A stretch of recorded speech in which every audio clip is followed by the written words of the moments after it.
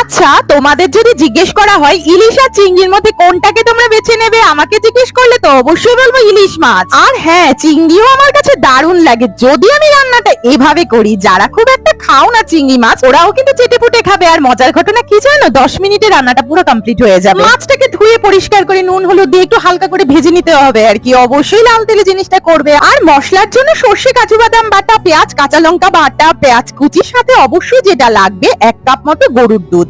কড়াইতে আবারও একটু তেল দিয়ে তার মধ্যে সমস্ত মশলাগুলো দিয়ে, তেজপাতা গোটা গরম মশলা ফোড়ন দিয়ে ভালো করে মশলাটাকে কষাতে হবে। কষানো হয়ে গেলে গরুর দুধ দিয়ে দেবো। তারপর ফুটতে শুরু করলে আমি ভেজে রাখা চিংড়ি মাছগুলো দিয়ে দেবো। আর জানো তো, পুরো রান্নাটায় না একদমই আমি জল ব্যবহার করিনি। পুরো রান্নাটা খুবই তাড়াতাড়ি কমপ্লিট হয়ে গেল। আর নামানোর সময় তো ঘি, গরম মশলা আর সামান্য চিনি দিয়ে নামিয়ে নিলাম। আর তোমরাও কিন্তু বাড়িতে এটা ট্রাই করতে পারো। আর খেতে কিন্তু অসাধারণ হয়েছিল। এই ধরনের ভিডিও পেতে গেলে চ্যানেলটাকে সাবস্ক্রাইব করো। বাই।